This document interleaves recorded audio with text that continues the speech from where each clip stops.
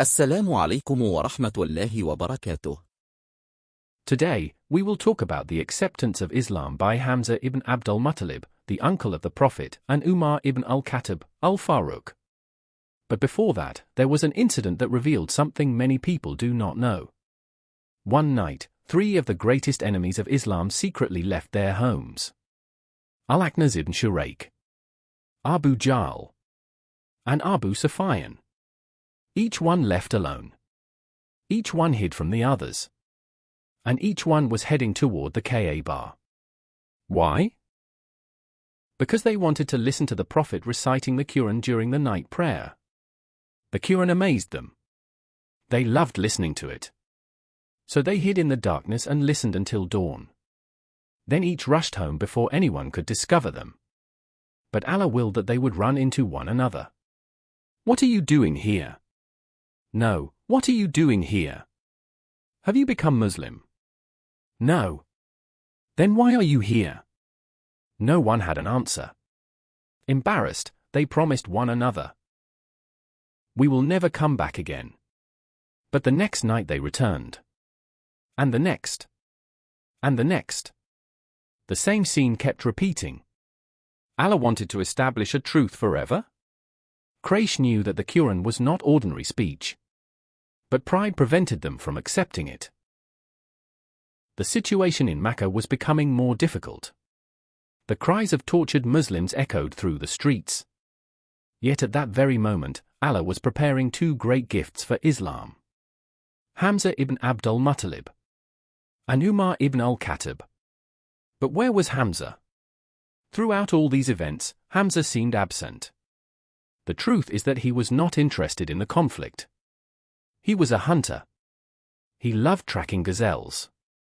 He loved roasting his catch. He loved spending time with his friends. The disputes of Quraysh and the message of prophethood were not his concern. Hamza was living in an entirely different world. But when Allah wants to guide someone, He guides them. No matter where they are. Allah is Al-Hadi, the guide. Sometimes He brings a person from the farthest place to hear the truth. And that is exactly what was about to happen to Hamza. One day, Hamza was out hunting. At that same moment, the Prophet was near the Kaaba.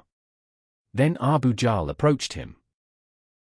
He insulted him, mocked him, and pushed him violently. The Prophet was injured.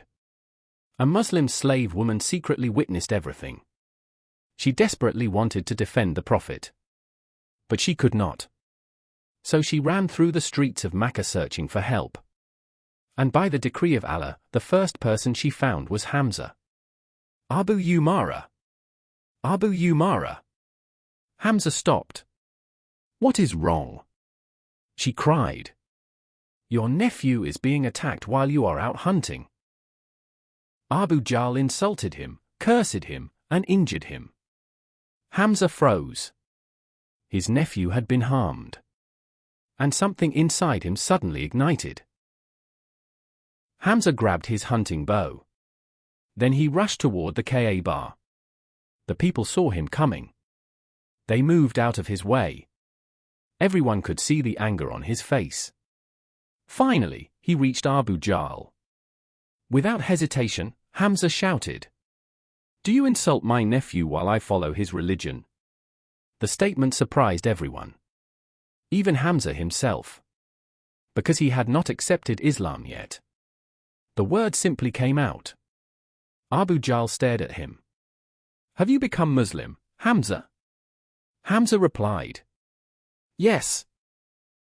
And who can stop me? Then he raised his bow and struck Abu Jahl hard on the head. Blood flowed. Hamza stood proudly and declared, Strike me back if you can. I am upon the religion of Muhammad. Abu Jahl looked around. Then he said, Leave him. I insulted his nephew badly. For the first time, Abu Jahl backed down. Hamza returned home, closed the door, and sat alone. Now the anger had faded. The reality remained. What have I done? He spent the entire night awake, thinking, questioning, wondering. Should he tell everyone he spoke in anger? Should he take his words back? Or should he truly follow Muhammad? By morning, he had still not slept.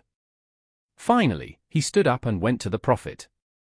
"Son of my brother, something has happened to me that I do not understand.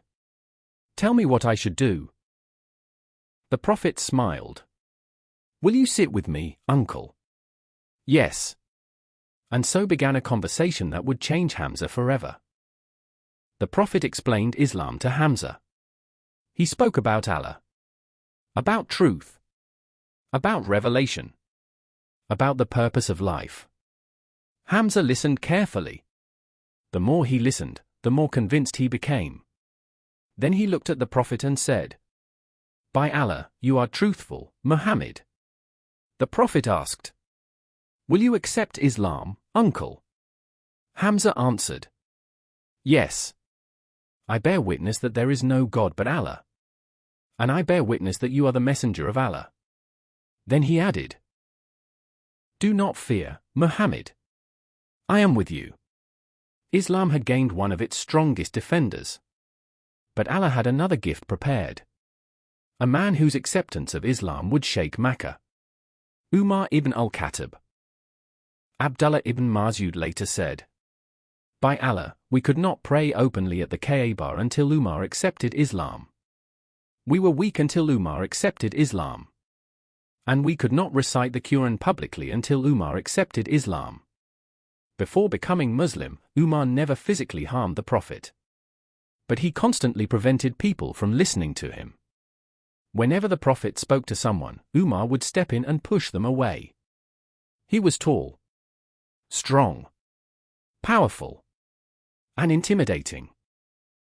People preferred to avoid trouble, so they walked away. Yet the Prophet remained patient. At the end of many days he would say, "O Umar, will you never leave me alone? Not day or night." And Umar would simply remain silent. Umar later said, "One of the things that placed Islam in my heart was the words of a slave woman. She had accepted Islam. Umar beat her repeatedly, again and again, demanding that she abandon Muhammad. But she refused. Eventually Umar became exhausted. Then she looked at him and said, "O Umar, look how Allah has exhausted you and strengthened me." The words hit him deeply. He began asking himself, "How can this woman be stronger than me? Why am I exhausted while she remains firm?" For the first time, doubts appeared. The wall around his heart had begun to crack. One day Umar saw a Muslim woman carrying her belongings. She looked frightened, as if she was preparing to leave Mecca. "Where are you going, servant of Allah?" She replied, "I am fleeing from your persecution. You have tortured us, oppressed us, and harmed us." Something unexpected happened. Umar softened. He said, "May Allah protect you and accompany you." The woman was shocked. This was not the Umar she knew. She returned home and told her husband, Amir ibn Rabia, "Umar will become Muslim." He laughed. Umar? Even if the donkey of al-Khattab accepted Islam, Umar would never accept Islam. But she simply smiled and said, "You will see." One night, Umar went looking for his friends to drink. But he could not find them. So he said to himself, "Why don't I go around the Kaaba?" As he approached, he saw the Prophet praying at night. Umar hid himself. He did not want the Prophet to see him. Then he began listening. That night the Prophet was reciting Surah Al-Haqqa. The beauty of the Quran captivated Umar. As he listened, he thought silently, "By Allah, he is a poet." At that exact moment, the Prophet recited, وما هو بقول شاعر قليلا ما تؤمنون. Umar later said, "I trembled." Then he thought, "Then perhaps he is a soothsayer." Immediately the Prophet recited, ولا بقول كاهن قليلا ما تذكرون. Umar was stunned. How could he know what I am thinking? Then came the next verses. تنزيل من رب العالمين ولو تقول علينا بعض الأقاويل لأخذنا منه باليمين ثم لقطعنا منه الوتين فما منكم من أحد عنه حاجزين. Umar later said, I began shaking.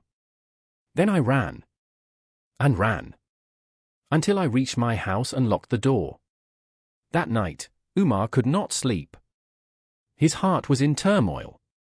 Could Muhammad really be telling the truth? And the next morning, Umar would make a decision that would change history forever. Umar ibn al-Khattab stayed awake all night. He could not sleep. His mind was torn apart. What did he just hear? Was Muhammad truly a prophet? Or was it something else? He kept asking himself the same questions over and over. Do I accept it or reject it? By morning, Umar was still confused and restless. Then suddenly, someone passed by and said, "Oh Umar, do you know what people are saying? Muhammad separates a man from his family and he insults our gods." At that moment, something ignited inside Umar. He said to himself, "Then I will kill Muhammad." He took his sword. He sharpened it. And he walked toward Mecca with firm steps. His intention was clear. On his way, a man from Quraysh met him. When he saw Umar's anger, he asked, "Where are you going, Umar?" Umar replied, "To kill Muhammad." The man was shocked. "You think you can kill Muhammad?" Umar said firmly, "Yes." The man realized he must redirect him quickly. So he said, "Before that, go see your own house first. Your sister has followed Muhammad." Umar stopped. "My sister?" "Yes. Fatima bint al-Khattab has become Muslim." Umar's anger exploded even more. He turned immediately toward his sister's house. At Fatima's house, Khabab ibn al-Arat was teaching them Quran. When Umar arrived, he knocked violently. Then he broke the door and entered. "Was that recitation I heard?" They tried to hide it. It was nothing. But Umar attacked her husband Sa'id ibn Zayd and started beating him. Then Fatima stood up and said, "Umar, what if the truth is in something other than your religion?" Umar struck her. She was injured and began bleeding. But she did not stop. She repeated, "Umar, what if the truth is in something other than your religion?" That firmness shook him deeply. Umar demanded, "Give me what you were reading." Fatima refused. "You are impure. Go and wash yourself first." Umar was furious. But something strange happened. He actually went and washed himself. Then he returned. "Give it to me." She handed him the written pages. It was a part of the Quran. Umar began reading. طه ما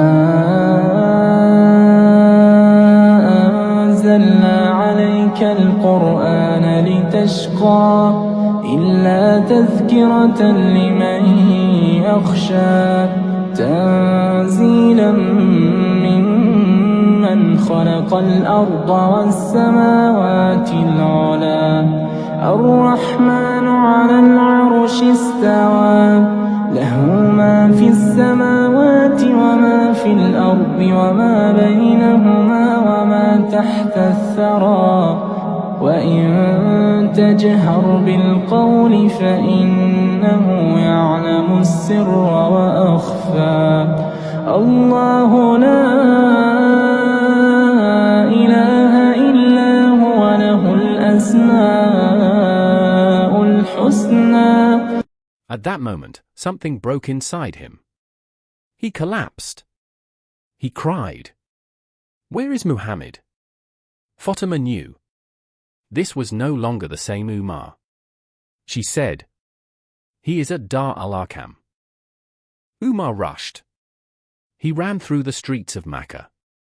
People saw him and became terrified. At Dar al-Arqam, the companions panicked. "Umar is coming." Some hid. But Hamza stood firm. "If he comes for good, we welcome him. If not, I will deal with him." The Prophet said calmly, "Let him in." Umar entered. Hamza grabbed him firmly. But the Prophet said, "Release him, O Hamza." Then he called him. "Come closer, Umar." Umar stepped forward. The Prophet grabbed Umar firmly. Then he said, "Is it not time for you to submit, O son of Al-Khattab?" Umar looked at him. His eyes filled with tears. Then he said, "I bear witness that there is no God but Allah. And I bear witness that you are the messenger of Allah." At that moment, takbir filled the house.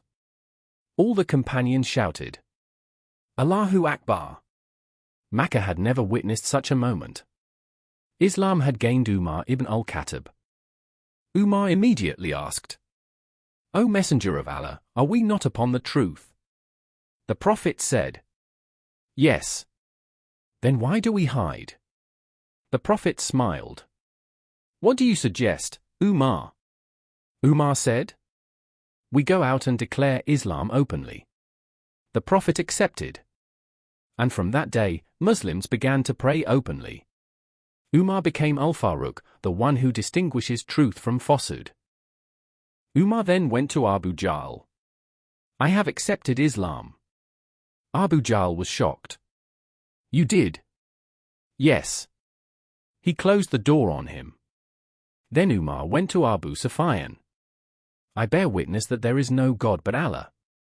He too shut the door. Then Umar announced publicly, "O enemies of Allah, I have embraced Islam." He was beaten. And he fought back. Until the sun set. Exhausted but firm. Umar returned home and said, "Whoever among you does not accept Islam has nothing to do with me." Even his son Abdullah said, "I accepted Islam before you." Umar was stunned. Years later, Umar would still gently remind him, "You were close to letting me die upon disbelief." But Islam had entered every corner of his life. And Umar became one of the greatest leaders in Islamic history. The Prophet said about him, "If there were to be a prophet after me, it would be Umar." And he also said, "Shaitan does not take a path except that he avoids the path of Umar." Umar ibn al-Khattab became the symbol of justice, strength, and truth. And history changed forever. After Umar embraced Islam, the balance of Makkah changed completely. The believers who used to pray in secret could now pray openly. Abdullah ibn Mas'ud later said, "We were not able to pray at the Kaaba openly until Umar accepted Islam." Umar's presence alone was enough to shift fear. He was no longer just a strong man of Quraysh. He had become a supporter of the truth. One day, Umar went to Abu Jahl. He said openly, "I have believed in Allah and His Messenger." Abu Jahl replied in disbelief, "You? Have you left our religion?" Umar said firmly, "Yes, I have." Abu Jahl closed the door on him. Umar did not care. He moved to Abu Sufyan. "I testify that there is no God but Allah and Muhammad is his messenger." Abu Sufyan responded, "You have ruined my day." And he closed the door. But Umar was not done. Umar went to the Kaaba where Quraysh were gathered. He stood in front of them and said, "I am Muslim. I testify that there is no God but Allah and that Muhammad is the messenger of Allah." The Quraysh attacked him. He fought back. He struck and was struck. The confrontation lasted until the sun began to set. When he was exhausted, he grabbed a man from the creche by the neck and said, "Tell your people to leave me, or I will break your eyes." The man agreed and ordered them to leave him. Umar walked away bruised but unshaken. When Umar returned home, he gathered his family and said, "Whoever does not accept Islam among you has nothing to do with me." His son Abdullah replied, "Father, I accepted Islam long before you did." Umar was surprised and said, "You should have told me." But that moment showed something important. Islam had entered even his household before him. Even after years passed, Umar would sometimes remind Abdullah, "You almost let me die upon disbelief." But there was no anger in it. It was a reminder of how far Allah had brought him. From opposition to faith. From rejection to certainty. Al-Hasan al-Basri said, "On the day of judgment, Islam will pass by the people one by one saying, 'This person supported me, this person abandoned me,' until it reaches Umar ibn al-Khattab and says, 'O Lord, I was strange until this man embraced me.'" Umar became a symbol of strength for Islam itself. One day, the Prophet was advising women. Umar knocked on the door. The Prophet said, "Let him in." When the women heard Umar's voice, they quickly hid out of shyness. The Prophet smiled. He said, "I am amazed at these women. When they hear your voice, they rush to cover themselves." Umar felt a bit of anger and said, "O enemies of yourselves! You fear me but not the messenger of Allah." A woman replied, "Yes, you are harsh and strict." Umar became silent. He felt ashamed. The Prophet then comforted him and said, "O son of al-Khattab, by Allah, whenever Shaitan meets you on a path, he takes another path." This means Shaitan himself avoids Umar. Umar smiled after hearing this, because even his strength was recognized by the Messenger of Allah. Hamza and Umar were not just two individuals. They were two turning points in Islamic history. Hamza brought courage. Umar brought justice. Together, they strengthened the early Muslim community in Mecca. From secrecy to public declaration. From fear to confidence. From weakness to strength. This is not just a story of two men. It is a story of guidance. How Allah brings hearts from darkness into light. No matter how far they are. No matter how strong their resistance is. When Allah wills guidance, nothing can stop it. May Allah be pleased with Hamza ibn Abdul Muttalib. May Allah be pleased with Umar ibn al-Khattab. And may He guide our hearts as He guided theirs. This is where our episode ends on this day about the story of the Prophet Muhammad. May Allah bless him and grant him peace, and you have my best regards and peace from Allah upon you and His mercy and blessings.